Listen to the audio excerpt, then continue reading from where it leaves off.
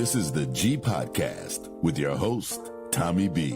Hey, what's up, y'all? It is a special edition, and I was just reminding her of number 8. I can't. 8 years. Last year, of course, number 7. This is number 8.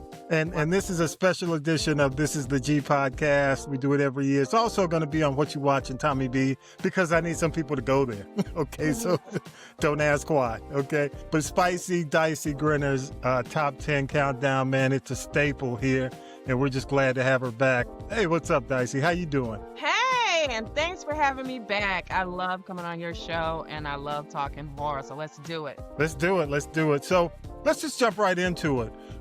For those who haven't seen us before, first time checking it out, it's a top 10. We start with number 10, and we go to number 1. So it's a countdown. So go ahead, Dicey. I'm throw it to you for number 10. What you got? Okay, first off, let me just say I have not seen The Black Phone yet. Okay, so it won't be on my list just because I haven't seen it. I'm going to see it tomorrow, so take that with a grain of salt. All right, so the last one on my list is Him, H-I-M. This is with Marlon Wayans and Steve Tyler fella. They do such an outstanding performance. It is so intense. And it hits on a lot of different topics. So this is one of those, if you are going into it expecting it to be scary, you're going to be disappointed. And so I try to let people know that, okay? I watch a lot of films, so I'm not expecting it to be anything but entertaining, good, maybe educational. And it's all of that with some great performances. There's some comedy. There's a lot of symbolism in this one, okay? So it is horror, okay? If you watch Get Out, and you understand a lot of the symbolism related to a lot of the horror that's in that psychological horror, then you should be able to get Him, okay? If you detected the cotton picking on the couch and Get Out, then you should be able to understand the symbolism that's in Him. So I'm not understanding what people aren't getting about that. It is very polarizing. Some people really love it. Some people don't. I say go watch this because I feel like it's touching on a lot of deep elements. You just got to go deeper. Don't just look at the surface. So I like it when movies are portraying a whole lot more than what you're expecting. It's a lot more involved than just surface level entertainment. There's so much going on in this film. It takes us through a lot of different areas. It's a journey.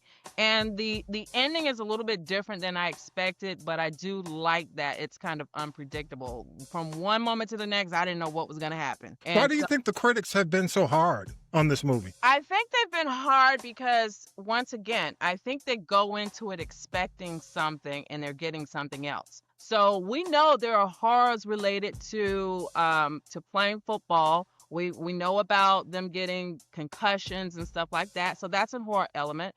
But then also there's the how far are you willing to take it to earn and to achieve your goals? Like, how much are you willing to do? What are you willing to sacrifice to be number one and to be the best?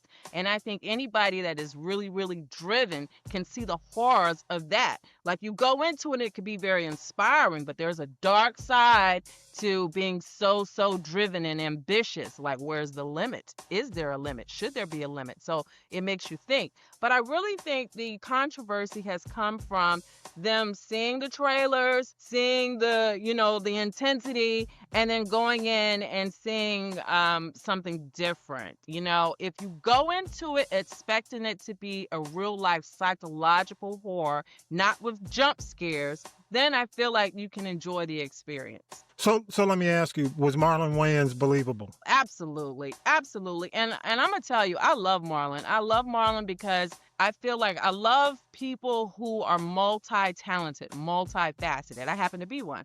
So I love that I have gone to his comedy shows here at the Improv, and I feel like he is entertaining from a comedic sense, but also, we saw Requiem for a Dream. We know that he has some range. He can really go into some dark and intense places. Plus, physically fit, I feel like he is really showing like both sides of all sides of himself in this film. I feel like he is giving it all he's got, and I love that. Okay, number 10, Him. I had taken it off my list, but it is now back on the list, okay? So go ahead. Yeah, fair enough. I mean, it is like I said, just be prepared. Don't go into it like we've got movies that do the slasher. We have like you see Yeah. right here. I got Terrifier right here. Okay, we have that. There's room for the Jason and the Mike Myers and the Freddys. But we got to make room for things that are a little different as well. And so I'm happy when there's something that's different. And that's what I got from this one. Fair enough. Fair enough. Okay, what you got at number 9? What you got? All right. All right. Number 9, Clown in a Cornfield. Clown in a Cornfield, I will say that I love that Adam Cesare, who was here at Houston Horror Film Fest this year, I love to see when someone is writing something a little different. And the film, of course, he's not making money off of that, but his literature, his book is blowing up. More people are coming out reading the book because of the movie. The movie is doing well. I happen to be somebody who loves clowns. I love clown movies. I love clown stories. I love clown people who are actually like putting on the makeup and being involved in the tomfoolery that comes with being a clown. I feel like being a clown is it's very performative. Like they aren't just terrifying. Like people, if you can get past the mask element, which is kind of scary in and of itself, there is a level of humor that's involved. And I really love dark humor. So I love this, but also there's some twists and turns that are happening in this film that I like. I like when there's some surprises, if you're paying attention, some of the surprises, who the bad guys really are and all that. But I feel like they do something a little different with it. It's okay. Being in a cornfield is just scary. Okay, there's an element to it when we're talking about being in the dark and being surrounded by vegetation that's this high and you can't see that far or that far. That's scary. So I love. I think Stephen King and I think Jeepers Creepers. So yeah. Yeah, Jeepers Creepers.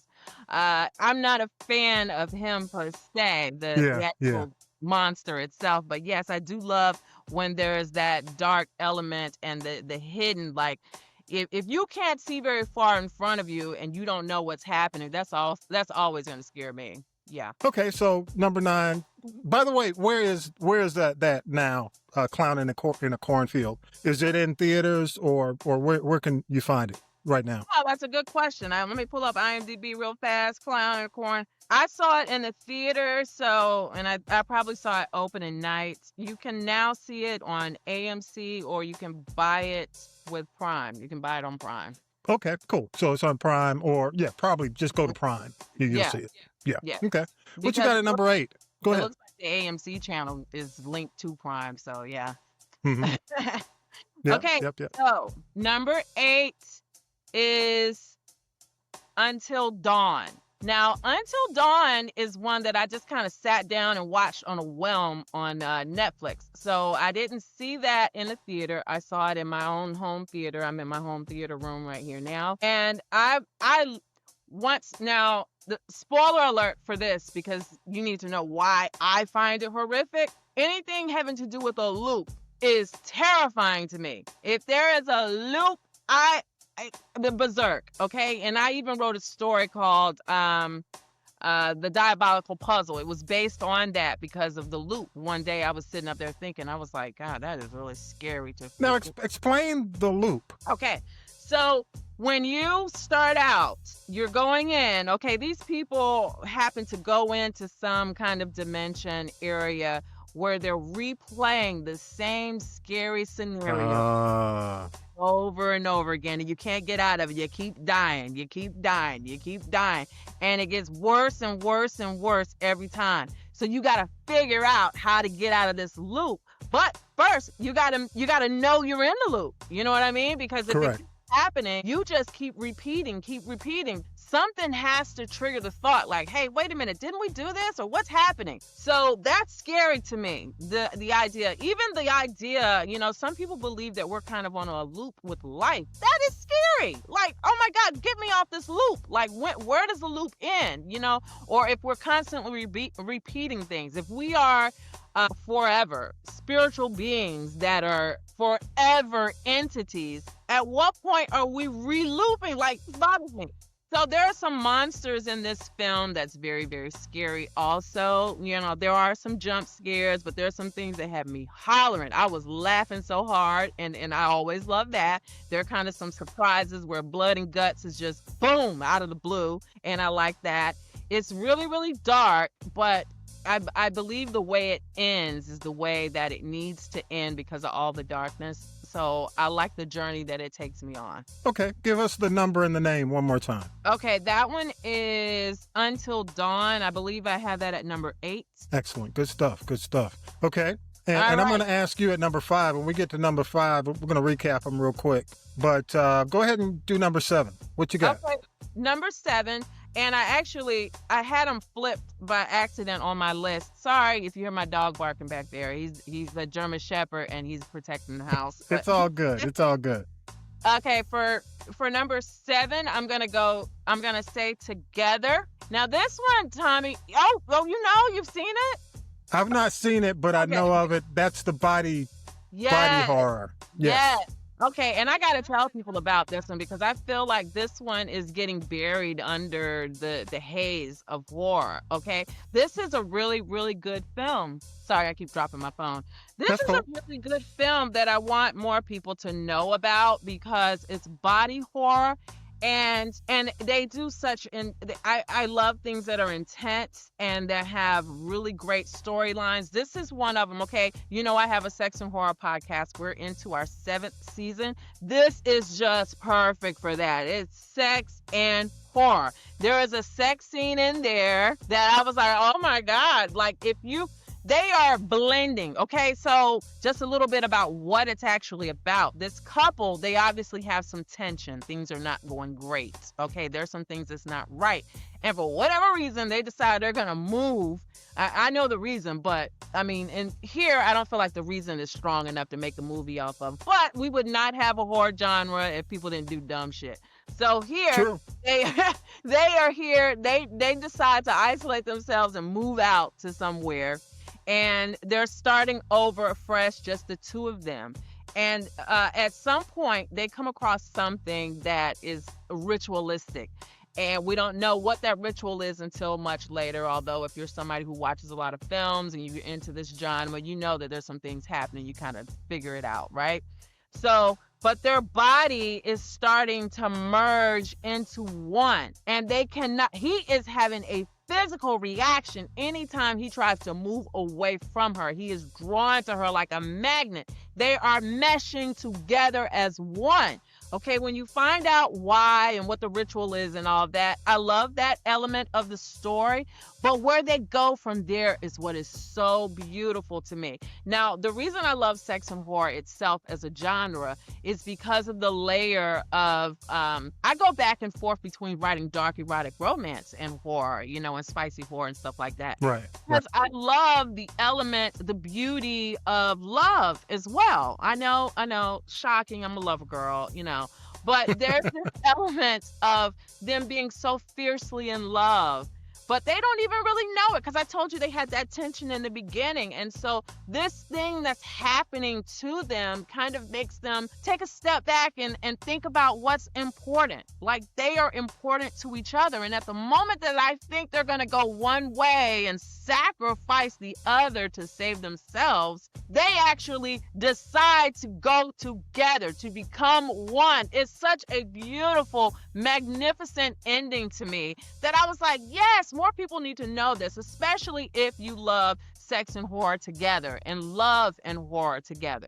It doesn't have to always end on a bad note, although I love it when the villain wins and there's a bad note too. And this technically is a bad note, but it's still.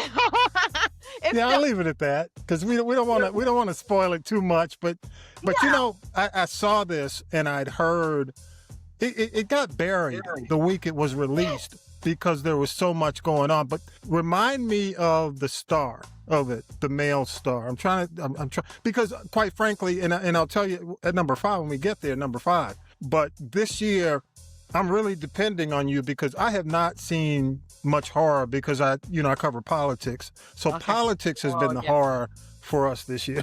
Yeah, So, and it but I'll leave that alone. Okay. definitely terrific. But I Bronco. really, this is a good week. This is this is a good show for me because I really have a lot of catching up to do. You say Falco. What's his name? Franco. This is one of the Franco boys, so not James okay. Franco, his brother. Okay, gotcha. And they've had some controversy too. Yeah. So I think in a lot of cases they're not getting the press they normally get because of some of the how do you say it, James's controversy, and it kind of has leaked over to his brother. But I did see it, so remind us of the number and the name. I know it's together, and that's number. Was that number? Number 7 is together. Together, number 7. His name, but it's Franco. Is not, but it's not James. It's the brother. And the controversy around this one, I believe there was a lawsuit filed also saying that this one was a ripoff of something else. That's it. Yes. That's it. There was a lawsuit. There was a lawsuit about a copyright lawsuit. Right. Yeah. And if it was a ripoff, I hate that, and I hope that whomever was ripped off gets their due. I don't know what the outcome of the lawsuit is. I just know that I really enjoyed this movie. Well, they were the better ripoff. I haven't seen Together what was the better ripoff. Yeah, I haven't seen what was ripped We'll off, see. but I really enjoyed it together. And going back to what you were saying about not having watched a lot of horror this year, and that the I don't want to say the administration, but the politics is a horror in and of itself. Because I know we're not talking politics here, but I do want to say that this was a fabulous year for horror. And you know that I keep saying every year that I come on that I know when horror is trending, and I've been saying for the last few years, it's hot, hot, hot. And it is dominating at the box office. I think that's what's keeping movies alive right now is horror. And we're having more and more horror films and horror conventions, film festivals and horror conventions popping up. And I'm trying to go to all of them that I can because it's a beautiful time for horror. I agree. What you got next? All right, number 6 is a film that I saw at the beginning of the year. And my list is a little out because I just kind of wrote them all out, so I might have my numbers off. But number 6 should be on my list, Companion. Companion is one that when I was going back trying to think, which horror films did I see this year? This one was so early in the year that I almost forgot it. But it's great. And I saw this one as a sight unseen it's one of those AMCs where it's like you pay $5 and you go and you have no idea what you're going to watch. Well, I love films enough that I'm willing to go and see. I don't even care. It surprised me. And I was so excited that it was Companion because it was great. Companion is one that I feel is very relevant to today and a lot of the gender wars that's going on. Okay, there's a lot. I don't know if you're, in tune to what's happening with social media, and it seems to be us versus them and a whole lot. And rightfully so, because there's a lot of mess going on. But I believe that this is very relevant, especially with AI and robots also being a big thing with technology. So we have this couple that you kind of know that, that's the spoiler part, that there is a robot involved. But you see how things happen, how the robot is programmed, and what happens, how the man still tries to control the robot. It's very misogynistic. Yes. These guys and these robots, they're using the robots for their misogyny. Yes. I've seen it. Okay. So this is the one I've seen, but you're absolutely right. But I'm not going to spoil it. But I agree with you. It is I don't want to give it away. I'm gonna let you go ahead because I'll give it away. I loved it. It's really hard for me to talk about them when I love them because I want to talk about what I loved about it, and a part of that is kind of spoilery. You know what I'm saying? Yeah, because let me say this about this, and I'm with you because the more you talk about the misogyny, it leads to the ending. Yeah. You know what I mean? Yeah. And quite frankly, just like you went into it, Millennial Nick, who produces, the podcast, he told me, you need to watch this. You need to watch this. And I went into it blind, and I tell you, I was pleasantly surprised at how good it was because I did not expect that. because you see them and you think they're all the same, and this one is not. That's right. And because I have watched a lot of robot AI type films. I saw Megan 2.0. Yep. And you know, it doesn't make my list, but you know, it was around the same time. You think you've seen everything having to do with AI and robots, and here's something that's kind of fresh and new and relevant to today. So I really enjoyed that. Good pick. I agree with you on that. Okay, what you got next? All right. So we're at number 5, and you told me to let you know when we get to number 5. Yeah. Go ahead and finish up number 5. We'll do a quick recap, midway point. Okay. Number 5 is The Gorge. I bet you I surprised you with that one, didn't I? No, I mean Apple, correct? Yes. Apple. I thought that was very good. That's a good choice. I agree. Yes. The Gorge, I've watched a couple of times. I enjoyed it. Again, this is perfect for sex and horror, and the fact that we have love. We have a love element here that's happening, and you don't know it until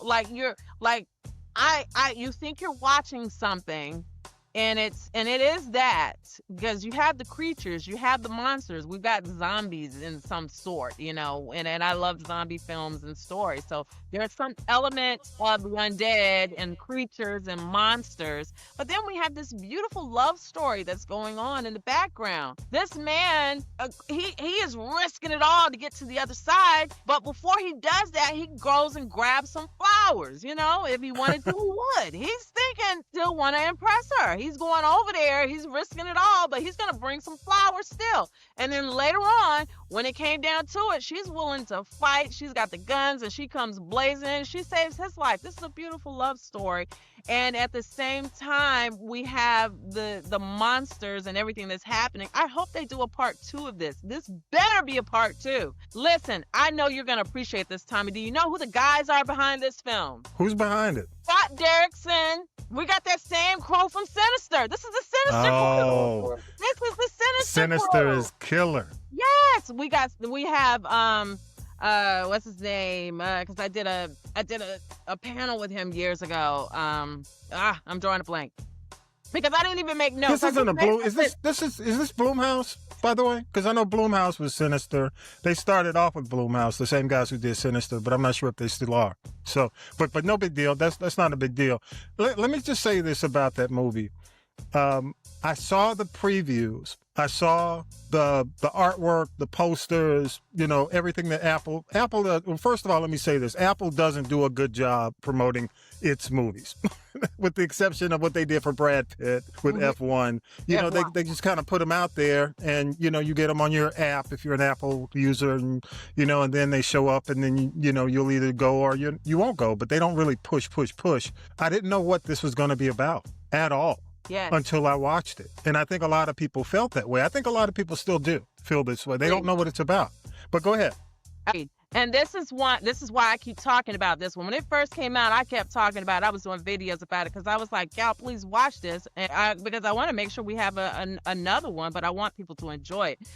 The name I was thinking of was C. Robert Cargill. I was with him on a panel years ago at Comic Palooza. But C. Robert Cargill, same dudes. I won't take the time to figure out if this is still Blumhouse. I don't know. I don't remember seeing. Yeah, not a big deal. That's not a big deal. Yeah, I was more, and when I was just saying when Apple doesn't really do a good job promoting its films. Mm-hmm. I mean, and a lot of their films, you know, either make it or break it based on, in my opinion, just Apple users and word of mouth, push it, you know. Yes. They don't do a lot of marketing, but I do when I see it. I saw this, and I, just on a whim, nothing else to watch. I flipped it on, and I said, wow. This is one didn't even pause it. This one could have had a cinematic release. It really was Agreed. Good. Agreed. It could have went straight to the box office. And Miles Teller, Anya Taylor-Joy, those are the strong leads in the beginning of this, and I think that what they bring to it is beautiful as well.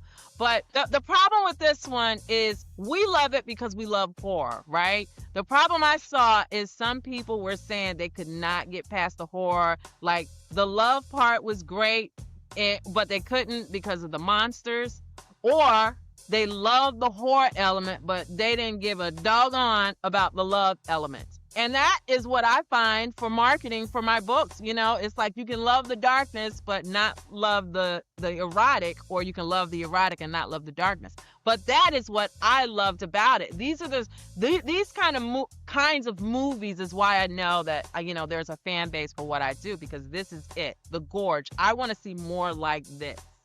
Well, this movie reminds me, if you look at, what is it? The movie that just came out. Oh, okay. The Alien, Alien Earth, those types of movies. Mm-hmm. You got the evil corporation. Mm-hmm. You know what I mean? Mm-hmm. And I'm not going to give too many details about this movie, but that's part of it. The evil corporation, just like the Umbrella Corporation. What was I forgot the name of that one. Umbrella Academy? Yeah. Well, no, it was the movie that's it's a video game turned into a movie, and the corporation that's evil, it's a zombie movie. But bottom line is, the Gorge, ultimately, the bottom line is there's an evil corporation involved in this, which I think there is going to be a part 2 because of that.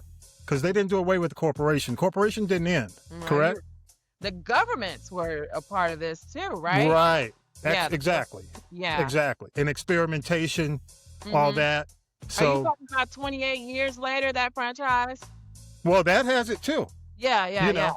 That has part of it too, but it'll get me in a minute. It normally does, but the whole concept of that's why I really like The Gorge too. And I'm not going to go into detail, but definitely.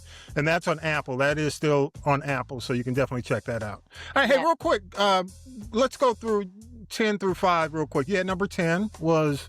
Okay. Now, my numbers are a little different. But that's okay. Yeah. You started off with 10. Number 10 was Him. Your number 9? Number 9 was Clown in a Cornfield. And your number 8? Number 8 was Until Dawn. Number 7? Number 7 was Together. And 6? Number 6 was Companion. And we just finished up with number 5, which was The Gorge. Gorge, yes. All right, so now we're beyond that. We're hitting the last 4, and I know these are going to be stellar, spicy, because I've been out of it. I've been out of it all year. So go ahead. What you got at number 4? Now I'm going to go ahead and go with the one that I knew you had to have watched. You better have, because I know you are a Conjuring fan. Don't you tell me you have not seen The Conjuring Last Rites. See, why you put me on the spot? I know we had to have seen this one. It was on the list. When you sent me the text and said, hey, you got to see this, I was headed out the door, and then something came up. Oh, okay. So I have not seen it yet, but I will see it before Halloween. I promise. Okay. Well, I've been getting a lot of people who, I want to say, not everybody thinks this was great. And I don't know what the problem is, to be honest. I don't know what you could do to make everybody love a film. Everybody's not going to love it. But The Conjuring Last Rites, you have to know what you're getting into at this point. We've been at this for years. This is 10 years in the making. Come on. What is not to love? I know you didn't just start out watching The Conjuring one day and be like, oh, this is not good. They should have did more.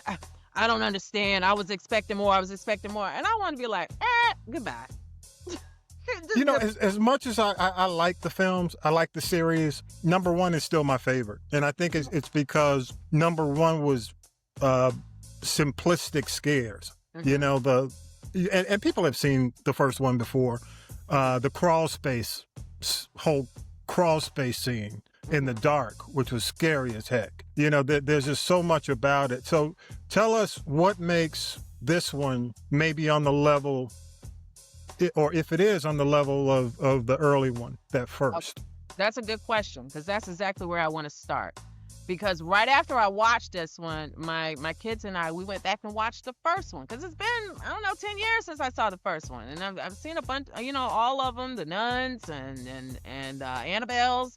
But let me go back and watch the first one. So they tied a lot in, okay? Like, even some of the scenes are almost identical. But I feel like they have to do that just in case there are some people that haven't watched the previous films. You know what I mean? Like, if this is your introduction into The Conjuring, then you need to know what has happened. So it's like Oh, my nose. What's happening? So you need to know. Don't conjure up nothing now. It's okay to have some of it because it's based on real life, because there are really the Warrens who are alive, and because these things were based on events that actually happened, you are going to show some of the same type of things. What makes this better to me hinges on the fact that at the very end, they're doing what I loved about The Nun, where there are multiple things happening at once, and that just increases the horror effect. So after we have the reveal and you know, the things that are happening, there are multiple villains, if you will. There are multiple monsters. There's an increase. So I always say my version of this is it's up in the ante. So we don't just have, like, there is at one point, and since you haven't watched it, I don't want to spoil it because I know this is your jam. I know The Conjuring is your jam. But there is this happening at the same time, and there is a crescendo of horror events until we get to the end. You know what I mean? So Absolutely. That's up in the ante to me. That's what I loved about it, because we don't just have one supernatural event happening. We have multiple happening at once before we come back down. So they're bringing us up. The music, you know how you got the music revving everything up, and it's like, oh my God, and boom. That's what I loved about this film. Now, yes, there is the same formula that we saw in The Conjuring 1, because I did go back and watch it, and we see a lot of the same things happening. But this at the end just nails it all in, and that's why I think it's the best. Well, you know, one of the things, and this is the last one. Am I correct? Yes. Okay. And I can see that because these stars are doing other things. Yes. And I can see them not. There's going to be another Insidious, for instance. Yeah. Okay. Yeah, because the same guy from this is in Insidious. Yeah. So you know, I'm definitely, it's not one that I intentionally have avoided. I want to see it because I always go back to the first, even though I've seen all the ones in between. So you telling me that there's that connection, and that room where all the archival, those items from everything they've done, I knew it was eventually going to come back. Because how flippantly they kind of go in the room and invite people into the room. I'm like, man, y'all are leaving this place wide open for something to come back. Yeah. So I can imagine what it would be in a film like this, or how it would be portrayed. So I'm definitely going to see it. Okay. So this, go ahead. Let me just say, there's a part here that's just really, really, really dumb to me, though. And again, let me say that dumb, if we would not have a genre, a horror genre, if people didn't do dumb stuff. Now, if you are pregnant, you do not go in to cast out spirits. You do not go for a normal investigation. So had that not happened, I feel like a lot of the other stuff that happened wouldn't have. And I don't understand why they did that in real life. Why would you do that? Don't do that. So anybody watching, if you're pregnant, go and put some spa music on, kick your feet up, and create the most balanced surroundings that you can. Tommy, you know, when we talk about childbirth and labor, like this is always a sore area for me. Absolutely not. So they were wrong for that. But I will say also, Tommy, I know you know about a lot of the real life things that are happening with that Annabelle doll going on tour. Oh, yes. Recently. So to The Conjuring, so there was just built-in marketing. Now we got Matt Rife, the comedian whom I went to see here at the Toyota Center. He and his partner, or buddy, I don't want to say it's not like life partner, friend, business partner. They bought the home from the Amityville Horror and the Warrens' home, and they got the museum with all these things in there. So they are the guardians of the Annabelle doll now. The handler, Daniel Rivera, passed away while it was on tour, while the doll was on tour. There is so much involved with this film. The place burned down? Yeah, right. One of the places, I forgot, while the Annabelle doll was on tour. Yeah. Wow. All kinds of crazy stuff, but I feel like it was kind of built-in marketing, and I'm not using that as to make light of the deaths and the real incidents that happened. I'm just saying that there's something that, you know, I feel like is kind of grown from the presence of this film and from the doll being on tour and all that. So I would definitely check it out. Okay, cool. So that's number 4. And what's The Conjuring? And The was Conjuring, number 4. The Conjuring Last Rite. okay. What you got at number 3? All right, number 3, coming in piping hot. Let's do The Final Destination, Bloodlines. Okay, Final Destination. I am with you. I love Jeffrey Reddick. We had him on our podcast, season 1, episode 9, I believe. And then just a couple weeks ago, we saw him and met him and talked to him at Spooky Spectacle in Lake Granbury. Fabulous guy. He's the creator of the franchise and the one that the characters from the Bloodlines are based on. So Final Destination is the franchise in of itself is one of my favorites. It's because it starts with a question that I ask myself all the time, like, what if? It's one of those what if. What if this had happened? What if this had happened? And what if this hadn't happened? So for him, it started with someone escaping death, but were they supposed to die in that accident? When that flight went down and they got out at the last minute, what would happen if death felt cheated and came after them later? From the very first film, we had the logs. Everybody from that generation knows you don't ride behind a truck carrying logs. There was one Nope. in the neighborhood the other day. Absolutely not. Nope. You all go ahead on. I'll wait here until you go. And so this Bloodlines, okay, first off, we have Tony Todd. This is his film, his last film, and he's basically given us a goodbye. He's given us a farewell. He knew he had cancer and he was passing. It was beautiful to see his farewell. But I love the franchise because they're going to give us some crazy, outlandish scenarios. It may not happen in real life, but it's like a domino effect. Like, it's an experiment where you see something happen, and it just kind of triggers. Like one little coin dropping at the wrong second can set off a chain of events that just takes everybody down. But I don't know if you've seen it yet because people... I have. You have? Okay. So every year there is at least one scene from Final Destination that sticks out with you. And this one for me is that X-ray machine. Not the X-ray. I know what's the MRI. What is it? But it's a big magnet. Yeah, I know which one you're talking about. The EKG. No, not Yeah, I know which one you're talking about, though. Exactly. Yes. Okay. They're going through that. That was the scene. That was the death scene on this one that stands out to me. But I love the creative kills on here. People are going to get it. They are going to get it bad in the Final Destination movies, and I am here for it. But also, death is the main character. You know what I'm saying? Like, it's not a creature. It's not a monster. There is just an entity that nobody sees, but everybody feels. And it's just lurking in the background. Nobody knows when it's their turn to go, but everybody is going to get it.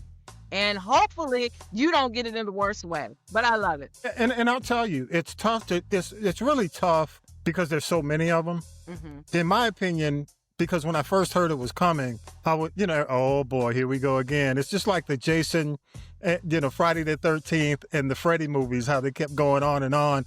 But actually the way they did this makes sense. And actually I think it opens up the door for a continuation of the franchise, because I thought it was dead. I thought I hate to say it was dead, but I thought it was done. And this really opens up the franchise for new episodes. So, actually, I thought it was well done. I thought it was creative, and I'm hopeful that it continues. Really, I want to see more of it after this. Yes.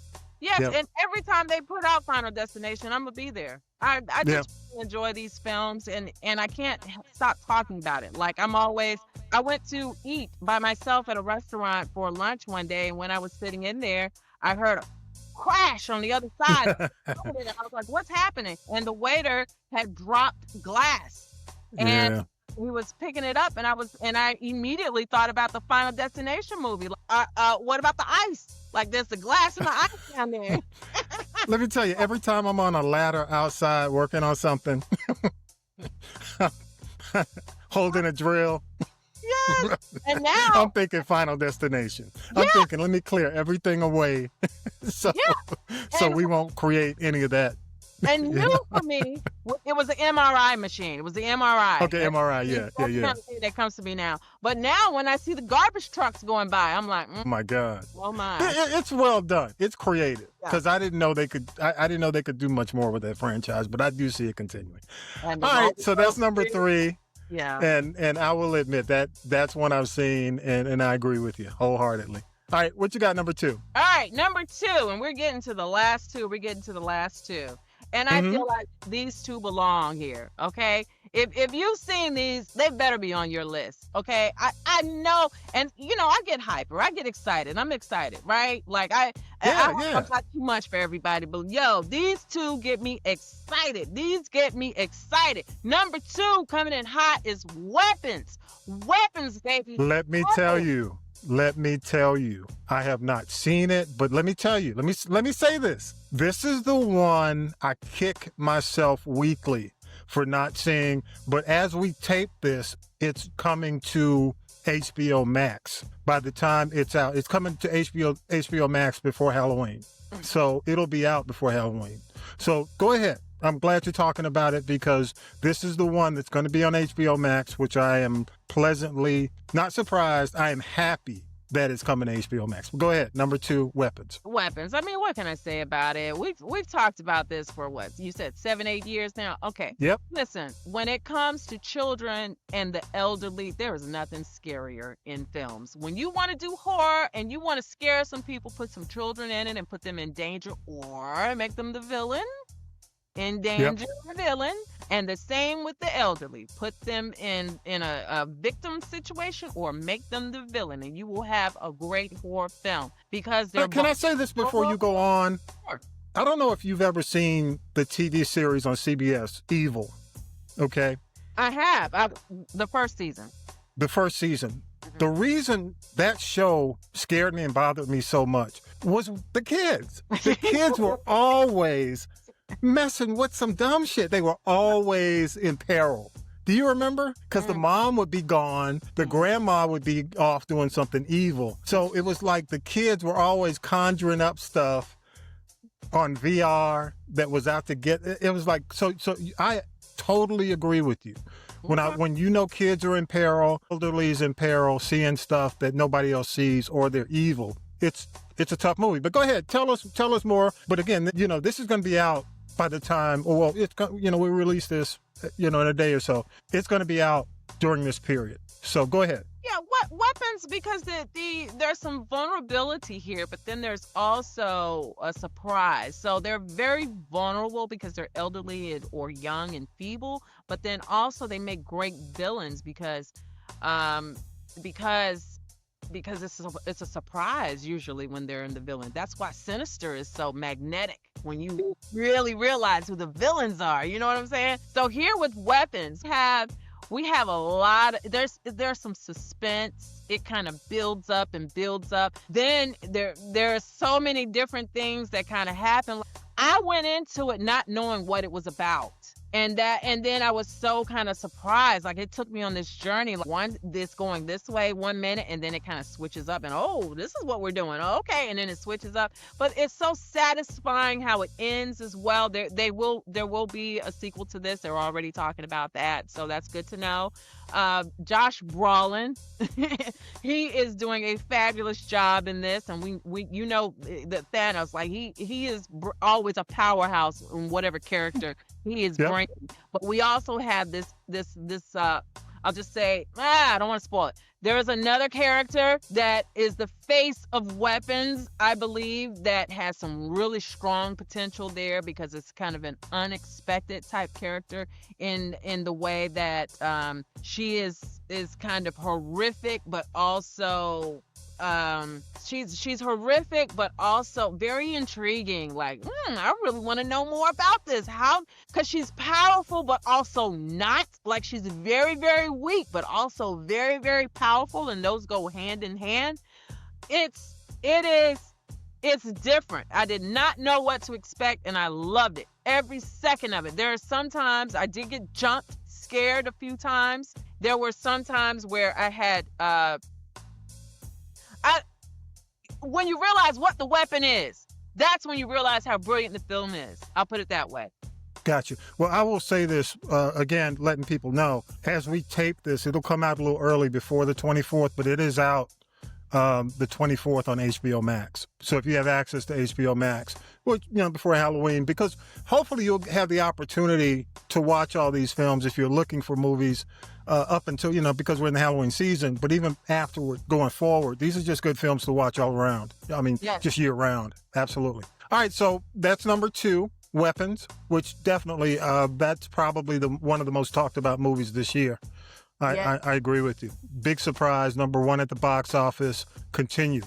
Yeah, continuous, probably a couple of weeks. Yep. It was at Houston Horror Film Fest when it came out, and by the time I got out, I had like 3 or 4 messages from people saying, "Go watch Weapons, go watch Weapons." And I was like, "Oh my God, let me finish this festival first, and I'll be there." And I did go immediately, and I was.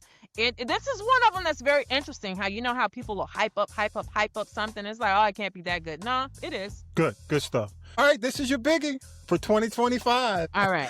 Number 1, what you got for number 1? Go ahead, I'll let you do the build up. All right, number 1, I've seen 4 times. I've seen it 4 times. Wow. 4 times. 4 times. Oh, I already know what this is. I'm looking. Why did I ask? You already know. And there are so many reasons why it's number 1 and why I've watched it the first time. This is one of those films that I was going to see anyway. We probably talked about this film last year because just the hype, knowing it was coming out. We have Michael B. Jordan. We got Ryan Coogler in the background, okay, putting this thing together. We've already seen them before. We have seen the kind of work they put out. We already know it's going to be good. On top of that, there are vampires. What? I'm there. I am queen, okay? The Narcoleptic Vampire series, I stay in a vampire frame of mind. I knew I was going to go watch this. There was no doubt about it. Do you remember when I first saw the trailer and I sent you the trailer and I said, oh no, I said, this looks good. Absolutely. And it did not disappoint. What I was not, okay, look, even O'Connell, I'm so glad to see him getting his due. He's been that dude all the way back since Skins, the UK version. This dude, he belongs, Jack O'Connell, he belongs in the films, okay? He is great. And so the villains and the protagonists are all wonderful. O'Connell is the Irishman leader. And I'll leave it at that because I don't want to give away too much, but he's the leader of the evil, but I'll leave it at that. Go ahead. What I did not expect, Tommy, and I need a few minutes with this film, okay? Well, I'm gonna let you go. You know your time limit. No. I got 5 minutes. It's 5, 5, 5. 5 here. But I need a few minutes to talk about this one, okay? So with this film, so what I did not expect was how powerful the music element was going to be. That we go into the history of music and how impactful it is. And I watched it on the first time just for enjoyment, and I was already thinking about it from a creative standpoint. And how they want your stories. Give me your story. Give me your creativity. So I'm thinking about it and I'm connecting with it on that level. Yes, I'm a creative. They want my stories. They trying to steal my stories. They want my soul, And then I go back and I watch it another time and I'm thinking about from a vampire, kind of trying to save them because we're in the deep South here. And they are all going to die the next morning because the Klan is coming back. They're planning to kill them. But this Irish vampire is coming in and he's like, I'm here to save y'all. Let's join up. It's all love. This vampire is here to give them life eternal, give them power. And is he really the victim? Is he really the villain? There's so many different layers to this, and because I've watched it 4 times, I've been able to see it from so many different character perspectives. It's beautiful. It's so well done. When I hear that, I sat up in my seat when we got to that big music scene. It took them a few days to film that scene. I sat up in my seat like I was having an experience. When they were merging all the different formats and all the different genres, yeah. The Yeah. next time I saw it, I recorded that part. I knew exactly where it was coming just so I could replay it again and again and again. It's transcendent, the particular music there. I went to Nashville last week and I went to the African American Music History Museum, and as I was going through the jazz and the blues and all that, it goes hand in hand with the movements of the Black community from pre-slavery to slavery to Jim Crow, and you can see the evolution of music and the impact it has played in the community. It's just a beautiful film. On top of it being horror. There is the horror really the vampires, or is the horror the Deep South and the Klan and the racism and everything that's happening? There's so much going on with this film. It is so beautiful, and it takes us through a whole process of deliverance, I want to say, because Okay. the ones who survive and are thriving, are they human? No, they're not. They don't. Yeah. Nobody gets out. Nobody gets out alive. Well, actually, let me take that back. There is one that does, but it was because of the deal he made, really. Mhm. And, Well, I'm going to say I'm not surprised at all. It's number one. That's I didn't even Sinners. say the name of it. You go ahead, Sinners. Number one. Michael B. Jordan. But let me say, and I'm not going to give it away, but most people have seen it because it's been on HBO, it's been on Max. There's got to be a sequel to this. And with Coogler being involved in it, he knows how to build a franchise because he did it with Panther. It is just so, I agree with you. It is so well done. I think a lot of people went into it not expecting much and walked out of it in awe.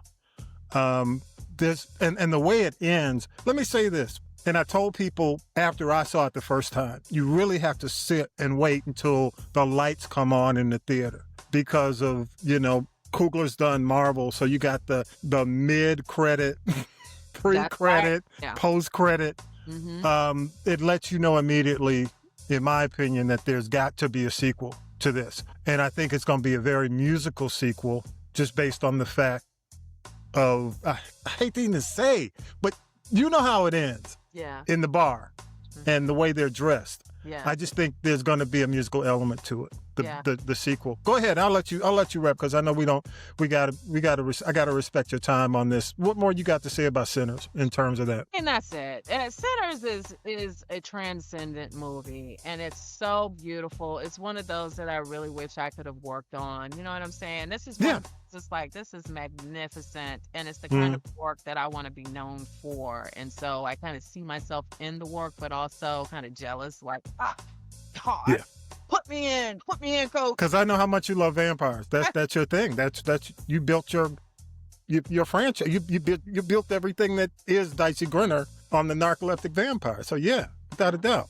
Yeah. So okay, I know time wise, what you got time for? You got time for a quick? You got any honorable mentions, and then we can wrap, or is that gonna do it for me? No, I have one honorable mention. You're Go ahead. not expecting it. You're not expecting it because it's actually a 2024 movie, but I didn't watch it until this year. Okay. Oddity. It is a film that I need more people to know about. It is a foreign film, I believe, but I watched this mainly and realized that I was learning something. I was learning about tempo in horror because, I write other stuff other than the Narcoleptic Vampire series in the horror, but sometimes I'm getting something just for the purpose of learning. And this one I watched here in my house. I think it may have been on Hulu, I'm not sure, but I jumped. Like I watch a lot of horror and not much of it makes me jump because I know the tempo. I know boom, boom, boom, there's your jump scare. Boom, boom, boom, there's your jump scare. I know when it's coming. This one is a boom, boom, boom, boom, boom, gotcha. You know what I'm saying? Like it catches you off guard. And I think that's brilliant. That is a way. This is why I love watching horror from the perspective of other cultures and other countries because they do things differently. I know what I'm going to get when I watch Korean horror. It's going to be terrifying, because it's fast. I know what I'm gonna get when I'm watching Japanese horror, because they get really gruesome and bloody. I know what you know what I mean? Like, every culture or country does it differently. And I can't remember if this was Polish or German, to be honest. I can't remember where it came from, but it was quiet. It was so quiet. Like, you know how most of it is a build up with the music, and you can kind of tell. That's why I know how the tempo is going. I know, oh, there's the jump scare, so I'm not afraid. This got me because there were so many times when I know it's coming because it's been so still and so quiet, and then, oh, gotcha. Yeah, I know you got to run, but I will ask you, because I know the name. Is this the one on the farm with farm life? Like rural? It is. It's kind of rural, but it takes place in a really dark house. It's okay. Or stone house. Like, everything is so stoned, and it's like, don't open the door. And it starts with it starts with a scene where it's like, oh my God, what just happened? But that was terrifying. But I don't even know what I watched. I don't know what happened. I just know that there's a moral dilemma happening here, you know, and that's what zombie films are really good for. This is not a zombie film, but really good about the moral dilemma. Should you open the door and save this person because you know them, or should you keep the door closed and save yourself and sacrifice them? But you don't know. Are you being played right now? I'm gonna say this is the one with the wife and the husband is a doctor or works at a clinic. I remember that one. I think so. This is the one, and someone comes to the door. If you see it, you'll see it in the preview. Yes. And kind of slides it open. Yes. And says something to the woman. Gotcha. Oddity is definitely one to watch because of the way it goes, and it's a surprise. Yeah, it's definitely one to watch. All right, I know I'm at your time limit, but again, I got to say thank you so much. Spicy Dicey out in Houston doing her thing, her top 10. And I'm just going to have the list. You don't have to go down the list. We'll have the list definitely in social media and of course, you know, in the body of the podcast. But go back and watch it again. Always the best stuff. And you have covered the best. Without a doubt, this is the best of the year. I don't see you missing anything. Well, you already gave Sinners number 1. That's all. Done. Spicy Dicey, thank you again. I really appreciate you taking the time. Again, this is year number 8. So, you know, let's finish. Let's get to 10. Yes, let's do it. All right. Take care again. Hey, y'all, this is the G podcast. Welcome. You know, again, we typically do politics, but we drop this in. Also, kind of sharing the space with what you watch in Tommy B, because I need people to go there and subscribe. So it's a shared podcast. So thank you so much again, Spicy Dicey. Great stuff. And y'all have a safe, if you're watching this before Halloween, have a safe Halloween. Take care. Thank you for having me. Thank you. You've been listening to This is the G Podcast. This is the G Podcast is a production of the Castropolis Podcast Network. Thanks for listening.